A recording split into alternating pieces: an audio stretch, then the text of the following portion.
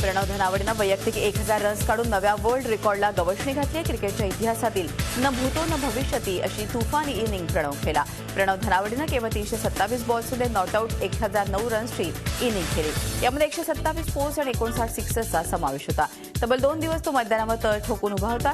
कल्याणच्या एका रिक्षा ड्रायव्हरच्या मुलाच्या या गगनभरारीचं सर्व स्तरातून कौतुक होत आहे.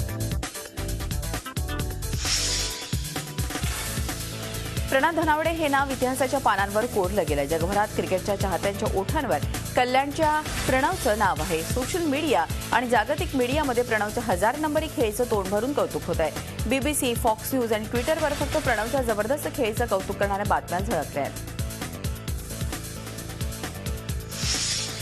भ्रष्टाचाराचा ठपका ठेवून ज्या बँकांचं संचालक मंडळ बरखास्त झालंय अशा संचालक मंडळातल्या सदस्यांना पुढची 10 वर्ष निवडणूक लढवता येणार नाहीये.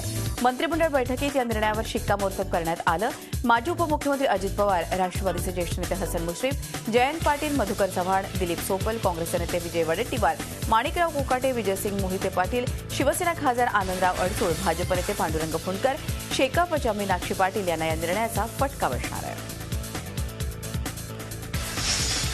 सहकाराचे नियम न पाळणाऱ्या, उद्दिष्टप्रमाणे काम न करणाऱ्या आणि केवळ कागदोपत्री अस्तित्व असणाऱ्या राज्यभरातील 40 ते 50 हजार सहकारी सोसायट्यांवर बरखास्तीची टांगती तलवार आहे. या कारवाईतून गृहनिर्माण सोसायटीही सुटणार नसल्यानं सहकार क्षेत्रात एकच खळबळ उडाली आहे. इतकंच नाही तर लेखा परीक्षणासाठी मुदतवाढीची मागणी होते आहे. राज्याच्या मुख्यमंत्र्यांनी आपलं सरकार या वेब पोर्टलद्वारे धुळे जिल्ह्यातल्या तक्रारांची घेतलेली नोंद आणि झी24 तासच्या वृत्तानंतर नाशिक परिक्षेत्राचे पोलीस महानिरीक्षक विनोद चौबेंनी स्वतः शिरपूरला येऊन कैफियत जाणून घेतली. तक्रारदार ॲडव्होकेट कुणाल राजपूत यांची भेट घेऊन दोषी कर्मचारी आणि अधिकाऱ्यांच्या विरोधात कारवाई करण्याचं आश्वासन दिलं आहे. औरंगाबादमध्ये एकीकडे शिवसेना खासदार चंद्रकांत खैरेंच्या मुलीचा थाटामाटात विवाह झाला असताना गंगापूरमधल्या एका तरुणानं अत्यंत साधेपणानं लग्न केलं. दुष्काळग्रस्त परिस्थितीत कुठलाही गाजावाजा न करता हरिनाम सप्ताहात हा विवाह पार पडला. शेतकरी आत्महत्या हा अत्यंत काळजीचा विषय झाला असताना बुलढाण्यातल्या एका गावानं राज्याला आगा आदर्श निर्माण करून दिलाय. बुलढाणा जिल्ह्यातील मोताळा तालुक्यातील परडाच्या ग्रामस्थांनी घेतलेली कधीही आत्महत्या न करण्याची शपथ घेतलेली आहे. नवनिर्वाचित सरपंच छायाताई पाटील यांच्या संकल्पनेतून ग्रामपंचायतीनं एक ठराव केला आहे. कुणाचीही परवानगी न घेता आपण नक्षल प्रभावित भागात प्रवेश करत त्या भागाचा दौरा केला की आपली चूकच असल्याचं छत्तीसगड येथून अपहरण झालेल्या पुणेरी तरुणांनी म्हटलं आहे. दुसरीकडे तिन्ही विद्यार्थ्यांना आता गडचिरोली पोलीस घरी सोडायला जाणार असले तरीही आपण त्याच्या संपर्कात राहणार असल्याचं सूचक विधान देखील स्थानिक पोलिसांनी केलं आहे.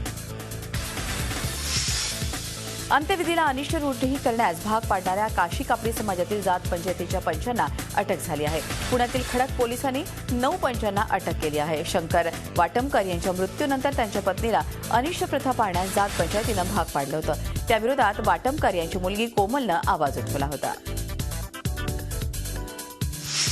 वैद्य समाजाच्या जात पंचायतीनं वाद मिटवण्याकरता पंचांनी केशव शांकट यांच्याकडे 1 लाख रुपयांची मागणी केली आहे. त्याला शांकट यांनी नकार दिलाय. त्यावर जात पंचायतीनं बैठक बोलावून शांकट कुटुंबाला वाळीत टाकण्यात आल्याचा फतवा काढला.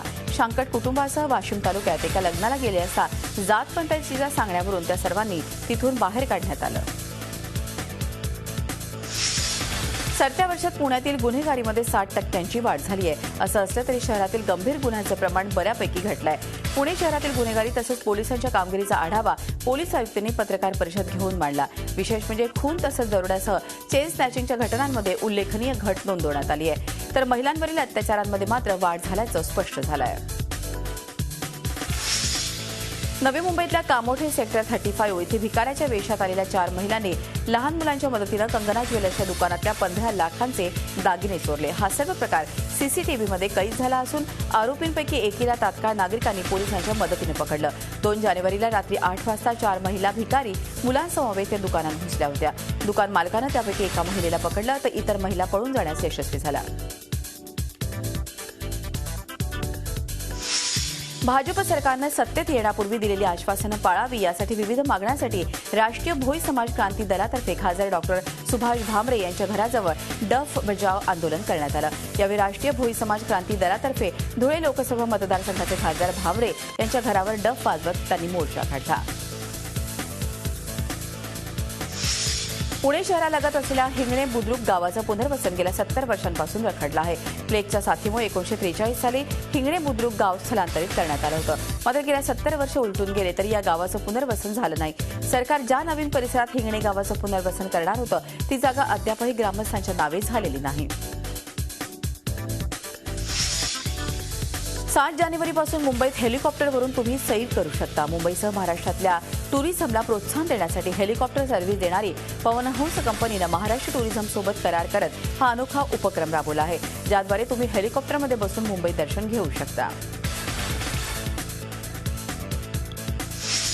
नेचर क्लब ऑफ नाशिकनं शहर परिसरातील धरण, तलाव, जलाशयाची काही ठिकाणं, रामकुंड, गोदाकाठासह विविध परिसरात पक्षी गणना सुरू केली आहे, जेणेकरून नाशिककरांना पक्ष्यांची ओळख व्हावी. पक्ष्यांची आजची स्थिती, प्रदूषणाचा पक्ष्यांवर होणारा परिणाम, बदलती पक्ष्यांची घरटी, नायलॉन मांजाचा परिणाम आदी विषयांवर अभ्यास करण्यात आला.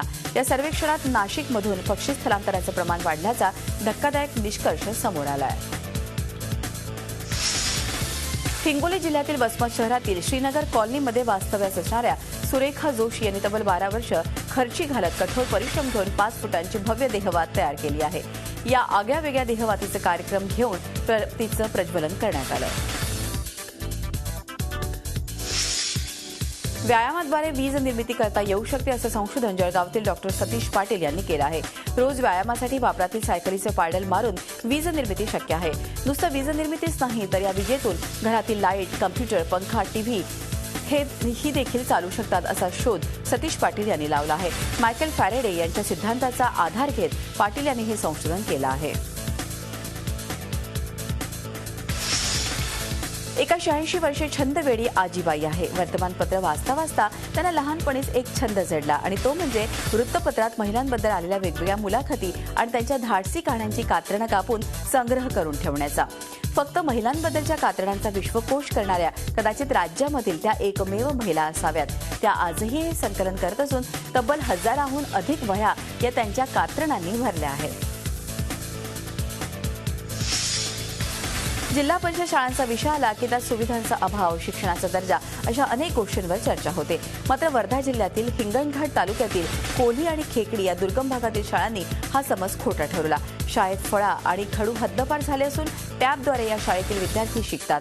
तसंच 3 इडियटमधल्या प्रिन्सिपल सहस्रबुद्धींसारखे एकाच वेळी दोन्ही हातानं लिहिण्याची कला देखील आत्मसात केली आहे. आणि आता बघूया देशविदेशातल्या महत्त्वाच्या बातम्या फास्ट. पठाणकोट हल्ल्याबाबत भारतीय लष्कराच्या सुरक्षेविषयीच्या काही त्रुटी आढळल्याची कबुली संरक्षण मंत्री मनोहर पर्रिकर यांनी दिली आहे. एअरबेसची सुरक्षा एवढी कडक असताना दहशतवादी घुसलेच कसे असा सवालही त्यांनी उपस्थित केला आहे. पठाणकोट हल्ल्यानंतर पहिल्यांदाच संरक्षण मंत्र्यांनी ही प्रतिक्रिया दिली आहे. लष्करानं केलेल्या दहशतवाद्यांविरोधातल्या कारवाईमध्ये हस्तगत केलेल्या वस्तू पाकिस्तानमधल्या असल्याचं निष्पन्न झालं आहे. पाकिस्तानचे पंतप्रधान नवाज शरीफ यांनी मंगळवारी भारताचे पंतप्रधान नरेंद्र मोदी यांच्याशी दूरध्वनीवरून चर्चा केली. पठाणकोटमधील दहशतवादी हल्ल्याबाबत त्यांनी तीव्र शोक व्यक्त केला. भारत आणि पाकिस्तानमध्ये शांती वार्ता सुरू झाल्या की अशा प्रकारचे हल्ले करून दहशतवादी त्यात खडा टाकण्याचा प्रयत्न करतात असं शरीफ यांच्या कार्यालयानं स्पष्ट केलं आहे. पाकिस्तानचे पंतप्रधान नवाज शरीफ 2 दिवसांच्या श्रीलंका दौऱ्यावर आहेत. दोन्ही देशांचे संबंध मजबूत करण्यासाठी कोलंबोला पोहोचलेल्या नवाज शरीफ यांचे श्रीलंकेचे पंतप्रधान रानिल विक्रमसिंघे यांनी विमानतळावर स्वागत केलं.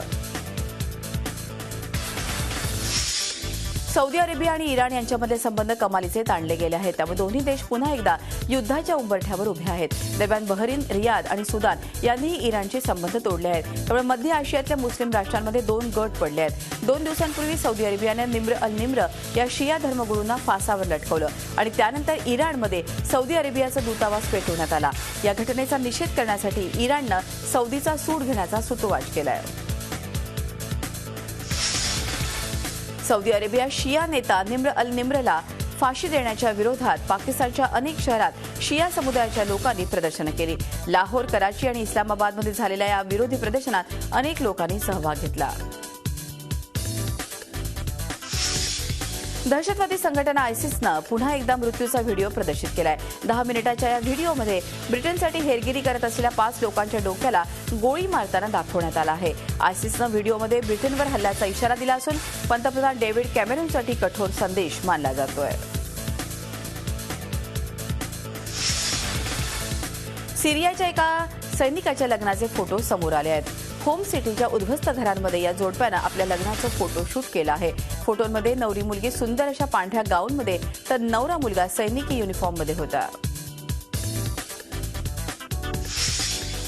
चीनमध्ये जितके कष्ट सैनिक होण्यासाठी घ्यावे लागतात तेवढेच कष्ट एका ब्युटिशियनलाही घ्यावे लागतात. चीनच्या हुनान प्रोव्हिन्सच्या Wenfeng beauty and hairdressing शाळेत विद्यार्थिनींना सैनिकांसारखंच ट्रेनिंग दिलं जातं. या शाळेत मुलींना सकाळी लवकर उठून व्यायामही करावा लागतो.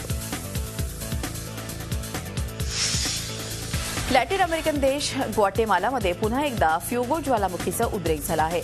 ज्वालामुखीमधून धूर आणि लाव्हा सतत बाहेर पडतो आहे. ज्वालामुखीच्या उद्रेकानंतर स्थानिक प्रशासनानं जवळपासच्या परिसराला दक्षतेचा इशारा दिला आहे. अमेरिकेचे राष्ट्रपती बराक ओबामा यांना व्हाईट हाऊसमध्ये एका भाषणादरम्यान रडू आलं. ओबामा भाषणात अमेरिकेतील गन कल्चर विरोधात बोलत होते. ओबामा यांनी भावूक होत देशातील गन कल्चर आता संपवलं पाहिजे असं मत व्यक्त केलं. तर या गन कल्चरमुळे शाळा कॉलेजेसच्या विद्यार्थ्यांचा नाहक बळी जात असल्याचं त्यांनी सांगितलं. तसंच गन लॉबीमुळे ओबामा काँग्रेसमध्ये गन कल्चरवर लगाम कसण्यासाठी कायदा पास करू शकले नाहीत.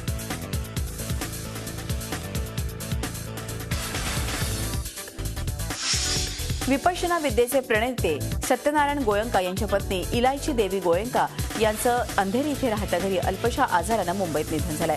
वयाच्या 85व्या वर्षी त्यांना देवाज्ञा झाली. त्यांच्यावरती आज सकाळी मुंबईत अंत्यसंस्कार करण्यात येतील. सकाळी 10 वाजता अंत्ययात्रेला त्यांच्या राहत्या घरून सुरुवात होईल. तर सकाळी 11 वाजता त्यांच्यावरती अंत्यसंस्कार करण्यात येणार आहेत. अंधेरी इथल्या राहत्या घरी त्यांचं पार्थिव अंत्यदर्शनासाठी सकाळच्या वेळेत ठेवण्यात येणार होतं. विपश्यनेचा प्रसार आणि प्रचार करण्यात इलायची देवी यांनी पती सत्यनारायण गोयंका यांच्यासोबत मोलाची कामगिरी बजावली आहे. त्यांच्या पश्चात 5 पुत्र आणि भारतासह विदेशातील पसरलेला शिष्य परिवार आहे.